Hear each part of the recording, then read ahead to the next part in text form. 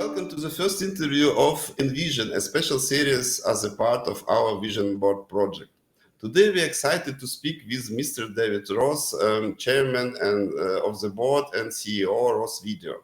The company powers live production for billions of viewers. David, thank you for joining us. Today we want to discuss what this year 2024 was like for the broadcasting industry, and how will new ideas and technologies change the industry in the future. The first question, what media technologies do you consider most essential for the industry's growth in 2024? Well, that depends on who you are and what you're trying to do, I think. I gave a presentation to the Society of Motion Picture and Television Engineers in Florida just a little while ago, and I compared 20 years ago, 30 years ago, where all we had to worry about was 525 and 625 video. Everything was 4:3, everything was digital. That was it. And today we're talking about, are you at HD, 1080p, UHD? Are you working in the cloud? Are you working on-prem? Are you using compute? Are you using dedicated hardware? Are you using SRT? Are you using NDI? Are you using HDR? It's become a very complicated world. So there's a lot of essential technologies depending on who you are and what you're trying to do. Thank you. When I was on your website, on Ross Video website, and visited the solution section, the first three use cases, they were cloud, remote production, and hyper-conjugated routing and signal processing. Why these three areas especially chosen to be highlighted on your website? Yeah, it's interesting. It depends on the applications you have. But when we look at the technology, the cloud has advantages if you are trying to do something as a quick flex, moving up to the cloud and coming back down again. You don't need it 24/7. You don't need it all the time, because getting in and out of the cloud and the compute in the cloud can be expensive. If you're doing a lot of production, like a television station would, as an example, you're probably better off owning your own hardware. And owning your own hardware has changed over time as well. It used to be that you would buy all your modular products, you buy your router, your production switcher, all sorts of signal processing, and your multi-viewers, and you'd have racks and racks and racks of equipment, complicated wiring.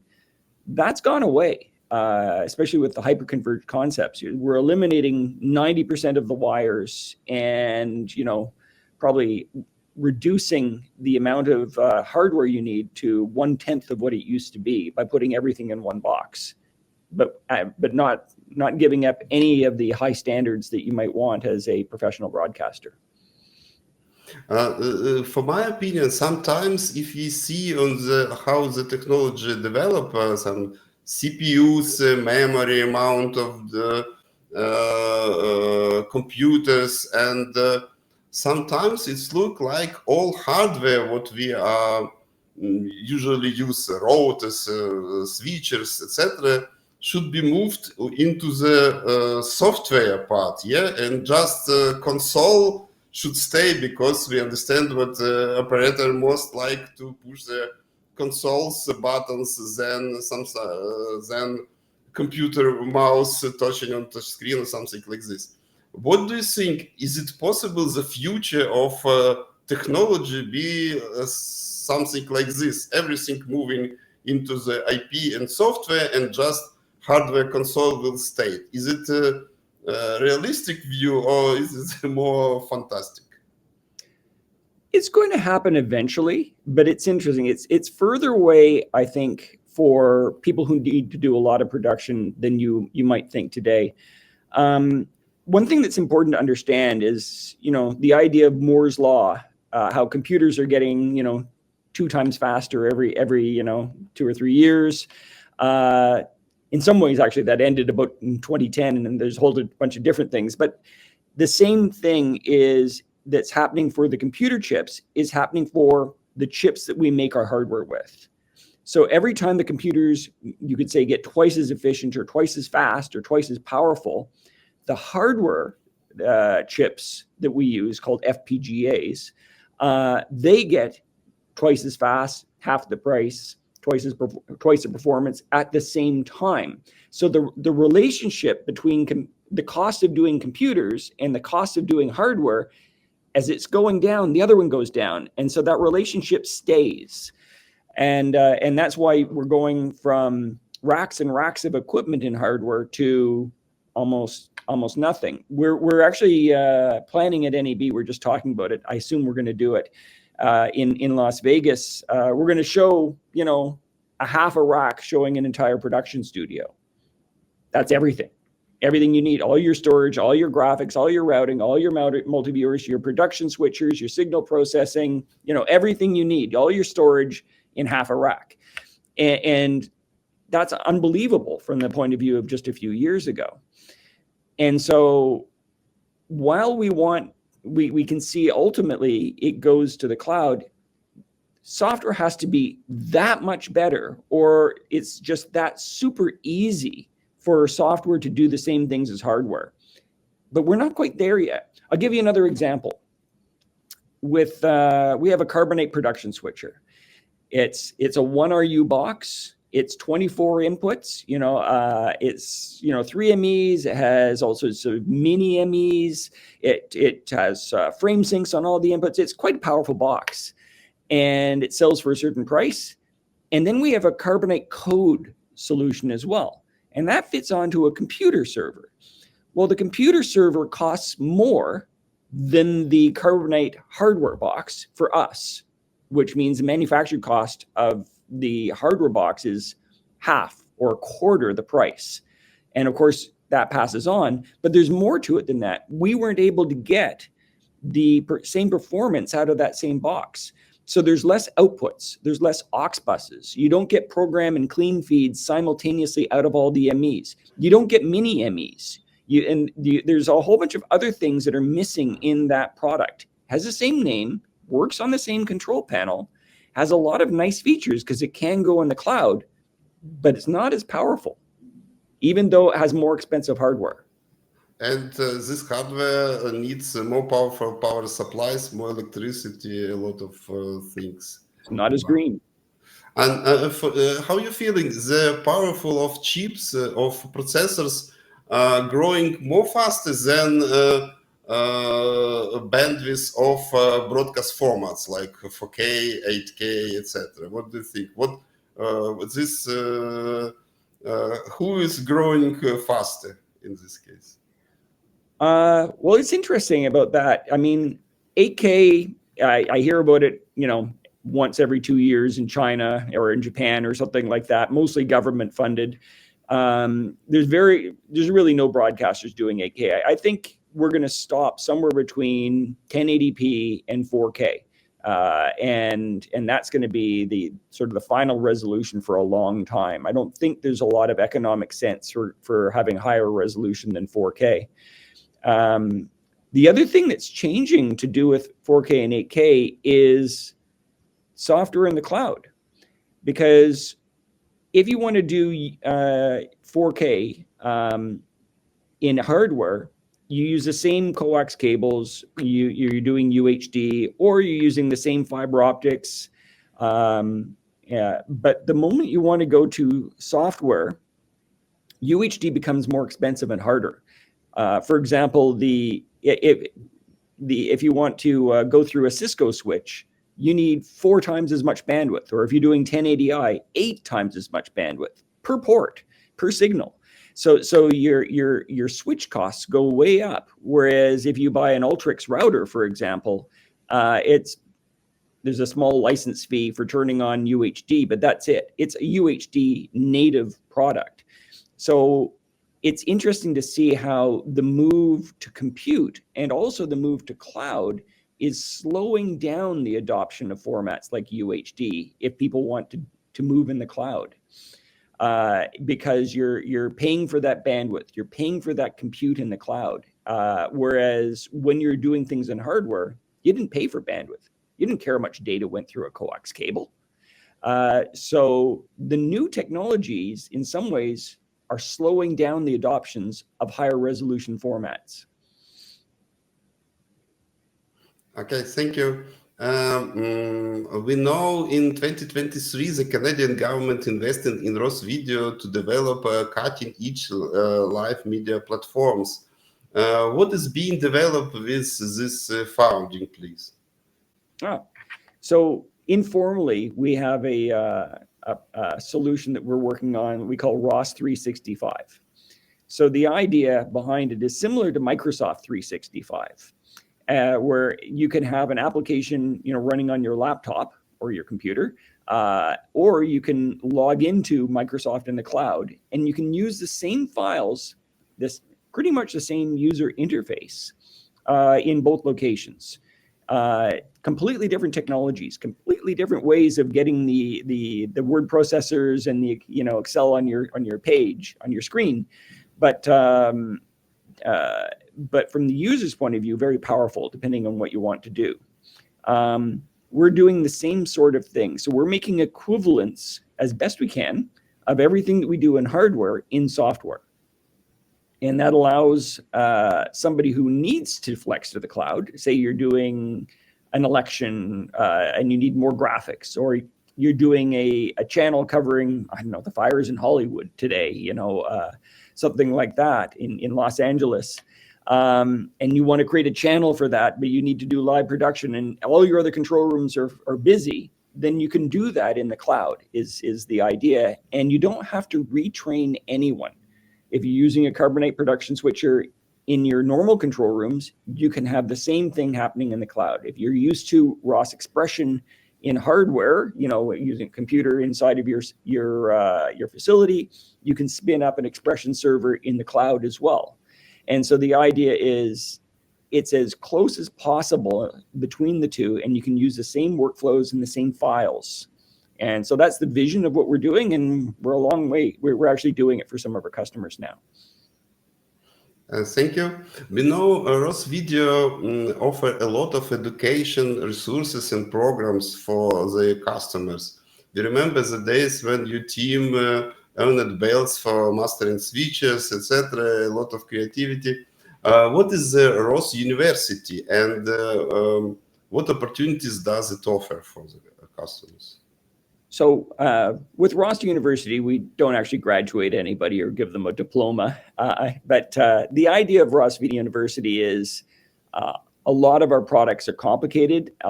There's a lot to know. Training can be expensive. So we do a lot of explanations for our products and put them on YouTube, for example, so that our customers can search and find different different aspects of our products and have somebody walk them through it. So that's the idea of ROS University.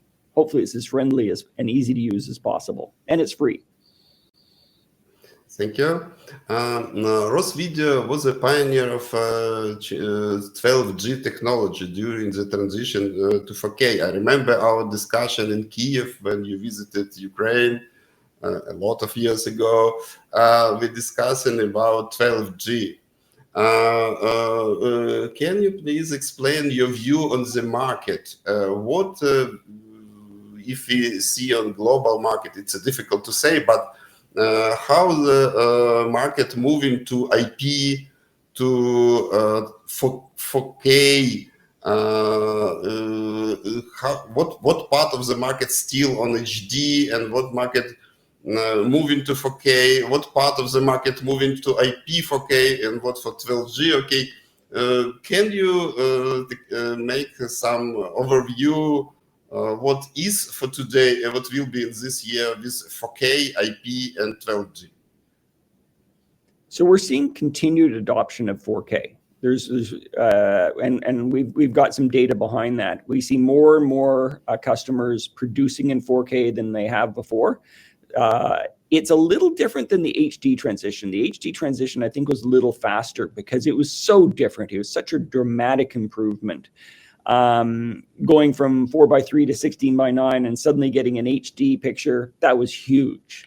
Going to 4K, it's better, and it's a great mastering format as well, but it doesn't suit every production. Now, at the same time, it's very hard to sell equipment that doesn't do 4K because everybody wants to be future-proof. So even if you're not doing 4K, chances are the equipment you're buying is 4K ready. And with a software license, you can just turn that on. But as I mentioned earlier, there are some things that are moving things backwards as well, because with the cloud, it's expensive to get 4K bandwidths up to the cloud and back down again. It's expensive to do compute. You need more storage, you need more data, more compute, depending on what you're trying to do. And if you're trying to do sort of like just the news, then chances are you may want to be working in 1080i or 1080p. On the other hand, if you're covering a major event, whether it's the Olympics or something that people are going to want to have in an archive for a long time and come back to in the future, or that you maybe want to distribute to others that may already be in 4K and want to continue to be in 4K, then it makes perfect sense to produce in 4K. Will SDI must die or not? What do you see? Yeah, it's actually an interesting point. The SDI must die. Yeah, that was a fun marketing campaign by the company known as a lot of years campaign. Yeah, it's funny too, because in some ways they were trying to do a storage format. They actually didn't have anything to do with live production. So it was a marketing campaign that didn't even match what they're saying, in my opinion. They wanted a different type of transport that worked directly with storage, and of course SDI doesn't quite do that. But that's not what SDI was for. There is something to be said about connecting something to something else and video automatically flows. It's a very simple standard with coax cables. And I would say about 80% of all the equipment that we sell all over the world in every market is using SDI. And the rest is mostly 2110, with some SRT getting into the cloud and with some NDI. So there's a little bit more NDI coming as well. But SDI is far, far from dead. And, you know, the challenges with IP is 2110 is hard and it's expensive. I'll give you examples on the expensive side of things. We have a card that we use to receive 16 inputs into our Ultrix router for 2110. Of course, it's -7 in 2110, which means that it's got a red network and a blue network, or so it's got a redundant network, and that card is all it does. It takes 2110 into the router and sends 2110 out of the router. Has two of some of the biggest chips for processing that we can buy to make that happen. And that chip is really busy because 2110 packs a whole bunch of 10-bit video into 8-bit packets, and it's complicated the way it all goes together, and the timing is complicated as well, and so forth. And that takes a lot of processing. In a similar card inside of a router, we have a 4ME production switcher that has SDI inputs, and it's the same cost and the same amount of processing. So what I'm saying is that the overhead of 2110 for 16 inputs is the same as the processing of a 4ME production switcher. It's never going to be cheaper than SDI. It's that much more processing. So you have to have a really good reason to do 2110 is the first thing to understand. Usually it's if you have a very large facility, you've got, 8 control rooms, you have lots of remote feeds, you have complicated productions, you have multiple campuses that you need to tie together in real time without compression. Things like that. 2110 is exactly what you want, and we're there, we support it, we make the equipment. But if you have a 3 control room, 2 control room studio, production studio, go SDI. It's going to cost you half as much, and you're not going to need a combination broadcast engineer and IT expert that knows everything about 2110, because they're almost impossible to find, and they don't know anything about broadcast. And so there's a skills shortage and a cost premium on that to get 2110 working. And it's just harder to connect different pieces of equipment together as well. Even with all the standards, there's problems often saying, why isn't my video getting where it's going? And why did it disappear? It used to be you could almost look down a coax cable and see the video coming at you. It's a little different than that in IP. So SDI is not dead. 2110 absolutely has its place. What about compressed video like NDI, SRT? I don't know. I see Dante started to produce video protocol. What about compressed protocols comparing with the 2110 and SDI? Yeah, so it's interesting. They all have different reasons for existing, and I'm talking mostly about production. So SRT, you would need to get, if you're doing production in the cloud, you would use SRT as a way to minimize the amount of data that's going between the ground and the cloud and back again.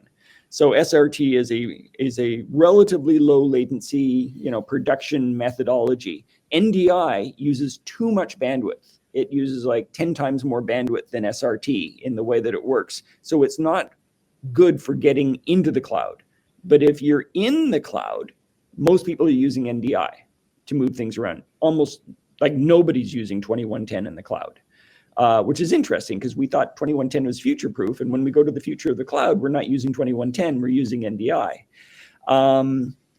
But on the ground, it depends on what you're trying to do. Again, NDI is great for being able to have a very simple cabling situation. You have less wires. You can go to an inexpensive network switch, not an expensive Cisco and Arista switch and things like that. So that is pretty good. So you save some money on that. But we've been seeing sometimes stability issues on very large systems. So we only know about 1 or 2 television stations on Earth that are actually using NDI as their primary format. And usually we hear story, well, we know in those cases that they say, yes, we reboot the entire television station every morning. That's just what we do because it gets a little unstable. Maybe over time it'll get more stable for lots of inputs, but right now that's where we are. So if you want a simple and easy to use, stable on-prem solution, it's probably still SDI for smaller facilities. Thank you. What is your forecast for 2025? Is it possible to share with our auditory in Ukraine your future? Which technologies do you believe will drive the industry forward in this year? What should people prioritize and prepare for to achieve growth in 2025? Well, I think in some ways it's not one technology, it's many. I feel sorry for all the chief engineers around the world because it used to be simple to design a system, and now it can be more complicated with all the choices that you have. I would spend a lot of time understanding all the technologies. How does cloud really work? How would you pay for it? Is it cost effective for what you need to do? Does it have the processing capability for what you need to do? Because there's less choice in the cloud right now, and usually things are less powerful than what you see on-prem. Understand what's available on-prem. Understand the difference between traditional technologies and what we're doing in ROS hyperconverged. Learn a little bit about NDI and see how it can be useful for a lot of different places around the main facility. You can use it sometimes to feed monitors and things like that. Things like that can often be useful for what you're doing. Or talk to somebody that represents Ross, and we can walk you through it. I agree what AI was one of the most important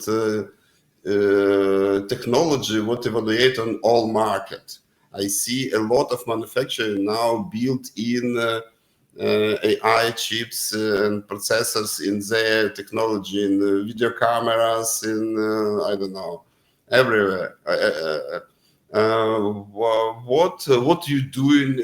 How you use AI? What you plans with AI for new products and for existing products? So I'm probably the biggest fan of AI in all of Ross Video. I think it's really interesting, and we're using it in as many different ways as we possibly can. One of the things to keep in mind, though, is it's not just about in the products. It's about the way that you can interact with Ross Video as well. We at NEB last year, we launched something called RossBot. And it was an AI that's driven by ChatGPT on our website. And we trained it on all of the Ross manuals that we have. And so you can ask RossBot any question, and it'll give you an answer. And you can ask it, just like ChatGPT, follow-up questions saying, I don't understand. Tell me more about this, as opposed to just searching through a PDF or a manual or something like that, looking for what you need. And the neat thing about it is you could ask that question in any language, like Ukrainian. And so you could ask it a question in Ukrainian about Ross products, even though the manuals were in English, and it'll answer you in Ukrainian, which I think is very powerful. We're also using RossBot AI in our media asset management system for, obviously for cataloging and identifying metadata. We're using it in our camera control systems for tracking faces and whole bodies to minimize labor there. And we're also using it in our research and development facilities to accelerate our programming and how fast we can get things done. And so there's a whole lot of AI that we're working on and more coming. And one more thing that we did for the elections, Trump versus Harris in the United States, we worked with Fox News, and the presenter was standing talking about the different regions of the United States. And as he was talking, the augmented reality graphics were changing based upon what he was saying in real time. And that was using Ross speech to text and artificial intelligence to bring up the right maps at the right time. There was nobody in the back room. It was just a presenter running the augmented reality data, which was another use of AI that I thought was exciting. I hope we get an Emmy for that, because that was really cool. It's a graphics on command technology. I remember in Fox for president election in US this year. Yes. Is this technology especially developed for this election event, or it's a technology what any broadcaster can buy from you and use in their workflow? It is something that we're doing with our rocket surgery team. So our rocket surgery team is some graphic artists who also know how to do programming and do specialized work for our customers. So they went in and they worked with Fox to find out what they needed, and they used our AI toolkit and speech to text technology and so forth, and our augmented reality to create the entire solution. Okay, thank you. Most of your products designed for live production segment of media. Does Ross Video have plans to expand into another markets segment? I don't know, like play out or some more. The day might happen, and we do a little bit of things that are outside of content creation, but right now I think that there's so much more that we can do in content creation, and I'm excited about the research and development we're doing in that area. We have 500 R&D developers right now working on content creation technology, and I announced recently that we expect in 5 years to have 1,000 people working in R&D on content creation technology. So there's a lot to do, and it's a lot of fun. Now, what technological direction does your company plan to focus in the coming years? What new products are you preparing to introduce to the market in 2025? If it's not a top secret or something. It's top secret. You have to come to the show, and that's one of the things is we don't like to sell what we call vaporware, which is products that aren't ready and don't exist. So even I don't know everything that's going to be at the trade show in April and the other one in Amsterdam in September, because sometimes we have to look at it in a month or two just before the show and say, is it really ready? And if it's not, we pull it. And we say, we've got another trade show, we'll do it later, but we want to make sure it's ready. I see Ross sell video cameras. Yeah. What is the reason to do this? Because the big players like, I don't know, Sony, Panasonic, Canon, etc., they offer a huge range of video cameras. Why Ross started, not started, but a lot of years, and now we see new models sell video cameras. What is the reason? Those are, I think, we're talking about the PTZ cameras that we're selling. So to be honest, that is one of the only things that aren't made in our factory. That's made in collaboration with another vendor who is based in China, where we tell them what we need in our specifications, and then they make a product for us. Because that's their specialty. And we know that PTZ cameras are price sensitive as well. It's harder to make that economically in Canada. But we do that to create solutions that we know work. Particularly that's useful in government applications, for webcasting type applications, and sometimes for sports and live events and broadcast as well. The question about Ultrix routers. This is one of the more important products, and a lot of things, a lot of technologies, a lot of building around the Ultrix. Ultrix now each year adding new technology, features, options, etc., etc. But it's still not as the size like traditional, I don't know, EnVision or Evertz 1000 to 1000 routers, etc. What is the future of Ultrix? Will it grow in next years, or more focused on additional options, or what is the future, if it's possible, of Ultrix, especially very popular router in Ukraine? So there's two sides to that. First thing is, when you have a hyperconverged router, you need a router about half the size of what you would need in a traditional router. So if you say, oh no, I'm replacing my existing 1,000 squared router, I need 1,000 again because I'm doing the same things. Well, if you use hyperconverged, then think of it more like 500, or if you're using, in half that size, because the production switcher and the multi-viewer are inside. You don't need the I/O to be able to go someplace else because it's all built in. So it's really only about connecting other rooms or connecting, cameras and outputs and things like that you need for the router. So you need a smaller router to begin with. You mentioned EnVision size routers. What I can tell you is the team that developed the current generations of EnVision routers all work for Ross now. and they were the ones that created the Ultrix series of routers. So it's not like we don't know how to do it. And stay tuned. We're always trying to do something bigger and something better. Thank you. Yeah, really, if you have built it a multi-viewer and all video processing and a lot of inside, it's cool, and we don't need additional outputs for a multi-viewer especially.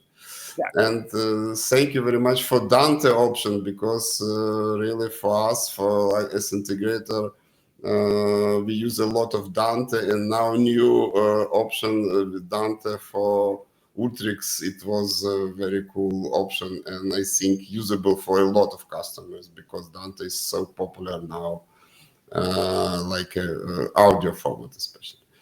Okay. Yeah, we waited a lot of years. Yeah, it's interesting. It was not just a technological challenge, but it was also a licensing challenge, because Dante, is a chargeable format for audio, and we had to figure out the business connection between Ross and Dante, and be able to show exactly how we're going to do the billing on that for them. So it was an interesting business and technology challenge to be able to get Dante into Ultrix. But we succeeded. Thank you. The question: what innovations, initiatives has Ross Video undertaken for support Ukraine? Can you a little bit inform our customers, please? Wow, specifically for Ukraine. That's interesting. I guess one of the things I can say is the fact that we do all sorts of different solutions. It does match what everybody needs, including Ukraine. I don't know. I'm from my point of view, I don't necessarily see that the Ukrainian market is any different than the rest of the market from the point of view of the sorts of problems that you face technologically. But if you have something special that I'm unaware of, let me know, because as you know, I'm personally half Ukrainian, and I'm passionate for the Ukrainian people having a better life, shall I say. Thank you for your support. David, thank you so much for sharing your insights and expertise for us today. We are happy to hear what Ross Video continues to lead the way of innovations within broadcast and professional audio-video industry. Your ideas on new technologies, product development, and the future of the media are very important for our creative community. We appreciate your time and look forward to seeing how Ross Video evolves in 2025 and later on. We'll see on your new products announcements on NAB this year, IBC this year. Wait your interesting news from you. Thank you for being a part of EnVision and supporting the Vision Board project. We hope to connect again soon to discuss how your forecasts and plans are shaping the industry. Thank you, David. Thank you. I really appreciate being here.